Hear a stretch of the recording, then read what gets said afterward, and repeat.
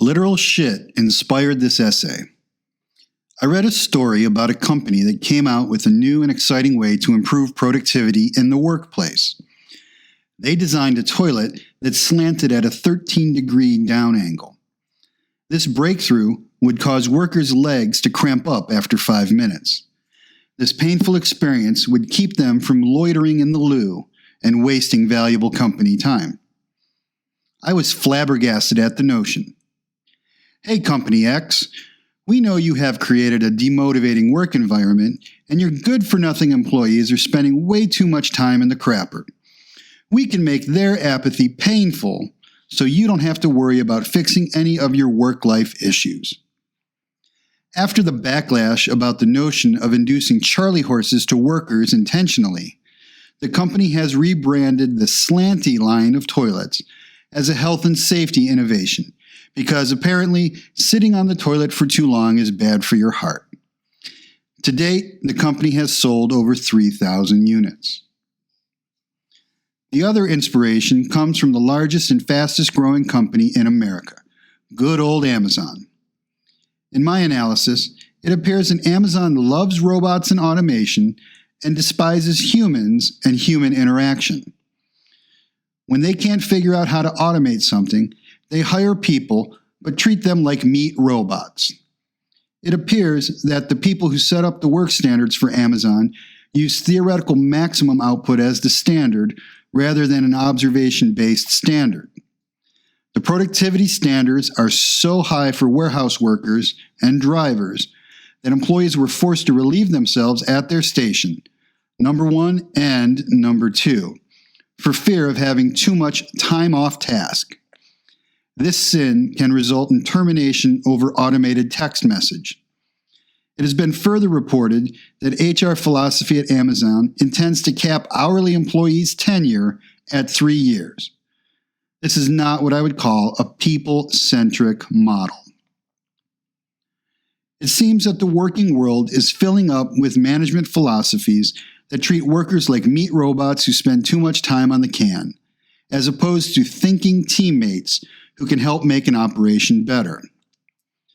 Large corporations tend to follow trends together. See, Make Everything in China, and why every big corporation in the 90s thought Dilbert was about them. I fear that the momentum is with the Amazons of the world. Just like making everything in China turns out to be a frail and fraught strategy, I am certain this trend of dehumanizing workers in an operation will end up badly for the businesses and our country. The aim of this essay is to bring attention and change this mindset before we go too far down this road. This is both an indictment and a confession. I have been in industry for 30 years and have led many teams up to 500 people. In one way or another, I have committed each blunder that I describe. Most managers are people trying to make it through their day and are not dedicated to be evil henchmen of a faceless corporation. It just sometimes works out that way. Unless your boss is a sociopath, which is statistically more likely in management, she or he is just doing a job. Maybe awareness of these tendencies can help bosses avoid the behaviors that make employees apathetic and contribute to a poor work environment. Issue 1. Do you understand the business that you're managing? Back in the 80s and 90s, it was fashionable for fans of the Harvard Business School to say that management was a skill, just like being an electrician or a sculptor. By learning the skills associated with leadership, middle managers could guide firms without having any idea about the basics of that business. Get the data, make some charts, make bold improvement projections, and motivate the people actually doing the work to do so harder and better. Voila, you are a successful manager. By luck, hook, or crook, when things improve, the manager is a genius. If things don't improve, you can always blame the lack of good talent in the group that is being led. The problem with this scenario is no matter how good you are at making PowerPoint presentations, this type of manager is faking it. Without understanding the business and what the actual issues are, the manager is going to fall back on tired old tropes of B school. Outsource something to low labor cost regions, cut hours, increase oversight employees to make sure they are, quote unquote, behaving. These actions buy the manager a couple of years until they run out of cost to cut. They will then move on to another job and restart the process. From the employee's perspective, they know the BS drill and just try to keep their heads down and outlast the new boss. Even if they know what the problems are with the business, they aren't signing up to help the management class out of fear or spite or apathy. Thus, the ever-widening chasm between managers and employees grows, with each group's empathy for one another constantly shrinking. The lack of respect for each other, bosses and workers, keeps them from solving actual problems and makes each side root for the failure of the other. This is not a great headspace to be in and spend 30 to 40% of your life. How can managers turn this situation around? Ask yourself these questions. 1. Can I do most or at least some of the jobs the people in my group do? There's no greater way to collect real information than working on the shop floor, the factory, or the office that you lead. In my career, I've learned how to build robots, powder paint, resistance weld, wire up PLC cabinets, drive a forklift, load a rail car, and run a mold press. The one thing that all of this taught me is none of these activities are as easy to do as it looks on a spreadsheet. Having a healthy respect for what your reports go through daily will make you a better manager. It would also lead to trust and appreciation from those you intend to lead. This in turn will allow your team to understand and solve actual problems instead of beating the cost-cutting horse to death. Solving actual problems is the key to actual process improvement. But you say, I can't work on the shop floor because of union rules, or I'm afraid of messing up the process, or I just got a manicure. The next best thing would be to spend time with the people doing the work. Ask what they are doing and how they know what they are doing makes good product. Ask what gets in their way or frustrates them as they are trying to do their job. Time spent understanding the people who work for you is an investment in future cooperation. But you say, I run a large organization and I can't possibly talk to everyone. No one says you must do all of this in a week or a month. Budget time because this is important and because it will drive real improvement. Pick a dumb meeting you run with your staff and cancel it once a month so everyone can be on the shop floor. Teach your staff to do this as well and multiply the effort. Even if you can't interact with everyone in your organization, the word will spread that you give a damn, and that will mean something. Participating in Kaizen or continuous improvement activities or running a daily process walk is also a good way of accomplishing more time where the rubber meets the road. Please note that the first or second time you do this, you will not be hoisted upon the worker's shoulders and chanted at like Rudy. You will need to prove your commitment to understanding your worker's reality, and that will take time. Number 2, do you know the guy in your organization? Every factory that I have worked in had a guy or a gal. You know, that person that knows the tricks and shortcuts about how things work. This was the person who was called in when something unusual happened or everyone is stumped by a problem. Do you know who that person is? Do you talk to them on a regular basis?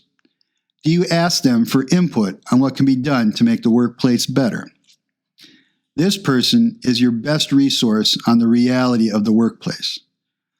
Not only should you tap them for input and info on the actual current state of the business, but you should make sure this key resource feels appreciated and happy to work with you. Keeping this person happy is maybe your best chance to make improvements. Also, it makes sure you keep this key talent in your organization.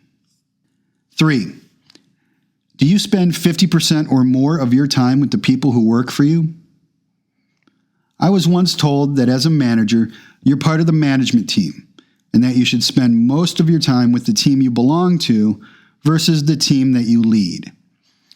I think this advice was among the worst that I have ever received. If you purport to lead an organization, you need to invest time in understanding the people and processes that make up that organization. Carving out at least 50% of your time to spend with the people who work for you is the investment you make in truly understanding the business that you are leading. Time in meetings does not count as positive interaction. Try doing a daily walk in each area or department that you manage. This is generally a stand-up meeting that moves from department to department and reviews 3 to 5 operational data points that the team has decided are key indicators of success or failure. By spending time in the workplace talking with people doing the work, you as a manager will get firsthand, honest accounting about the current reality. This is a good time to talk about roadblocks and how to remove them. It is also an easy way to spend time where the work is happening and see how things truly are working or not. Do a weekly tour with key talent, the guy in your organization. They can show you something they are proud of or they are concerned about. We've talked about the importance of listening to your key talent. This would just institutionalize that practice. Do a semi-annual value stream mapping exercise. This practice documents inputs, outputs, and process linkages. This is a good exercise to understand where process bottlenecks are and where your best problem-solving opportunities lie. Talk to as many people as you can. A simple good morning indicates that you're making a connection with the people you aspire to lead. It will also remind you that they are people in your organization and not process inputs. This will allow both you and your workers to maintain your humanity. The best thing that will come of spending time with many people in your organization is that you will eliminate information choke points. If you have 100 people in your group, but you only talk to 3 regarding the operation, you may not be getting the whole picture. I once had a union president tell me that my shop supervisors were treating me like a mushroom. They kept me in the dark and fed me shit all day. The best way to avoid being a fungus manager is to interact with as many folks as possible to understand the true reality of your business. Issue 2. Do you have a good sense of reality? There are a lot of romanticized stories about bold visions from leaders. From JFK calling his shot to land a man on the moon, to Elon Musk saying that he wants rockets to take off and land. We hear about these guys with crazy ideas that worked and that changed the world for the better. While these stories are inspirational, we gloss over the massive resources that were brought to bear to make these earth-shattering accomplishments a reality. If your plan is to have an ambitious vision and are prepared to sink hours and dollars into making that happen, you have a fair shot at success. If you think up a bold vision and then browbeat your underlings to figure it out with some empty beer cans and duct tape, you are a tyrant and doomed to failure, or at least doomed to blame your team for not being up to the challenge. 1. Do you think wanting something to be different is enough to expect things to change? We've all experienced it. The boss looks at you when a problem pops up and tells you, make it go away, as if they can wish something into existence by their sheer bossiness. These managerial temper tantrums go hand in hand with someone surprised that reality, in fact, doesn't match with the reality they created in their mind. You may get away with browbeating your direct reports into working long hours and using brute force to fix an issue or make a deadline, but this is not a sustainable strategy.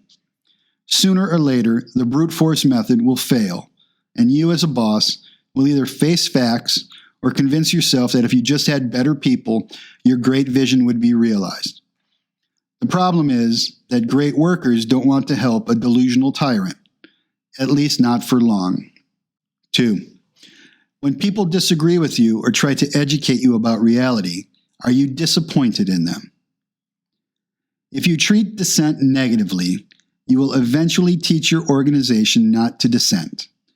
While the thought of people going along with you sounds great, It is a recipe for disaster. You will end up with malicious compliance, where the people who work for you will gladly follow your lead until you fail. Instead of insisting on yes men, you should encourage disagreements and honestly examine why people disagree with you. Do they know something you don't? When I inherited an organization of people who just wanted to keep their heads down, I would make increasingly ludicrous suggestions until someone would push back. I would then reward that person for speaking up. Great teams argue with each other, including the boss, because they care about what they are doing. If you're discouraging dissent, you are running a cult without the chanting and matching outfits. One technique I used to encourage dissent was to give each team member 3 lifetime vetoes. I called them go-to-hell cards, but you do you.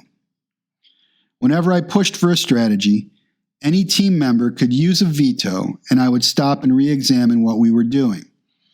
I would expect the team to come up with another solution that was better. The point was, my ideas were not sacred just because I was the boss. We want an environment where the best ideas win, and the best ideas come from everyone. Issue 3. Can you recognize the humanity of your employees, or do you see them as resources? One of the sneakiest and most pernicious changes in business has been the transition of the personnel department into human resources. This change emblemizes the shift of seeing workers as people to inputs into an equation. I think a lot of companies stopped giving out turkeys at Christmas because recognizing that an employee eats with their family and does things outside of the workplace creates cognitive dissonance with the notion that this person is just an input in a process. It is a common practice where a business will use labor as a swing resource, creating mass layoffs when orders are down and pulling in as many warm bodies off the street when times are good. This whipsawing of human beings is seen as a management virtue because you can make the tough calls about letting people go at the first sign of trouble. This contrasts with creating a reliable process and an understanding of your business and your marketplace. When you hire someone, I feel you're making a commitment that you plan to provide a stable, consistent relationship with them. That is basic respect. How you treat the training of employees can also indicate how much you respect them. Is the thing you care most about the content of the course or the sign-up sheet? Poor bosses only care about the sign-in sheet because the purpose of the training is to provide proof of the training so that a goal can be met or liability for some regulation can be avoided. One employee attitude survey that stuck with me indicated that aside from a fair wage, employees wanted to be fully trained in their job and then respected for what they bring to the table. I tell clients all the time, if you can't bring yourself to respect an employee's work, then you should automate the job or learn to respect the work. The people you have on the floor deserve esteem because they bring something to the table that you as a boss can't, whether that's time on a task or a skill not everyone has. The irony is, as we follow the trend of treating people like meat robots, they become disillusioned with their relationship to work. And then, we as managers wonder why everyone has a bad attitude. Cause, meet effect. Much ink has been spilled as of late regarding the managerial class and how they are the backbone of the new elite in society. While it is nice to be near the top, I urge all managers to evaluate their relationship with the people who work for them. The growing divide between workers and management is bad for the country and extremely bad for business. I urge you to contemplate how deep is your understanding of your business, how relatable your future vision is with current state reality, and how you can recognize and cherish the humanity of the people whom you are in charge of. If you can do these things, I know you'll be more successful in your management career because you will build a team that gets real, sustainable results.